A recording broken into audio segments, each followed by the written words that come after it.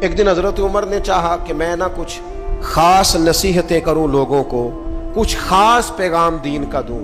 تو آپ نے لوگوں کو مسجد میں جمع کیا تو کافی سارے لوگ جمع ہو گئے، شہری بھی دیہاتی بھی.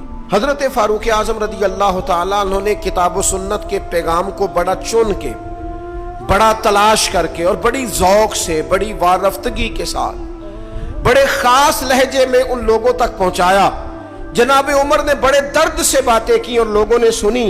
گفتگو ختم ہو گئی، لوگ اپنے اپنے گھروں کو چلے گئے. حضرت فاروق اعظم رضی اللہ تعالیٰ عنہ گھر گئے، اپنے بچوں سے، اہل خانہ سے فرمانے لگے جو گفتگو میں نے مسجد میں کی ہے تم نے بھی سنی ہے کہ نہیں؟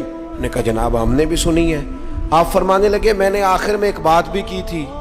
کہا جی ہاں آپ نے آخر میں کہا تھا جس نے میری بات پر عمل نہ کیا میں سزا بھی دوں گا، کوڑا بھی اٹھے گا، حد بھی جاری ہوگی.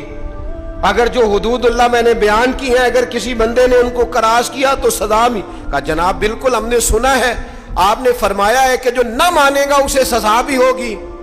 تو عمر کہنے لگے اب تم ایک بات اضافی سن لو، وہ جن کو میں نے تقریر سنائی ہے نا اگر وہ نہیں مانیں گے تو سزا سنگل ہوگی، اور اگر عمر کے گھر والے نہیں مانیں گے تو پھر سزا ڈبل ہوگی. تمہارے لیے سزا ڈبل ہے، تمہاری ذمہ داریاں ڈبل ہیں. اگر کسی کا دینی تعارف ہے، اگر کوئی بڑے خاندان سے ہے، اگر کوئی اپنا تعارف کسی اونچے قبیلے سے رکھتا ہے، اگر کسی کی نسبت کسی بڑی شخصیت کے ساتھ، تو اس کی تو سزا ڈبل بتا رہے ہیں جناب عمر. وہ فرماتے ہیں پھر سزا ڈبل ہے. اگر تیرا عہدہ اونچا، میں پیر صاحب کا بڑا قریبی ہوں، تو تیرے اخلاق بتانے چاہیے تو کتنا قریبی ہے. تیرے اوپر اس کا اثر ہو پتہ چل جائے گا تو کتنا قریبی ہے. نیرا نیڑے بیٹھنے سے تو کوئی قریبی نہیں ہوتا، نیرا 20 تصویریں ساتھ آنے سے تو کوئی قریبی نہیں ہوتا.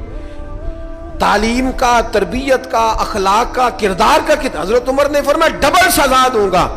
آج ہماری ساری نصیحتیں غیروں کے لیے، ہمارے سارے پیغامات اوروں کے لیے، اور جب ہمارے اپنے گھر کی باری آتی ہے، جب اپنے گھر میں نفاذ دین کی باری آتی ہے تو بہت سارے لوگ کمزور نظر آتے ہیں.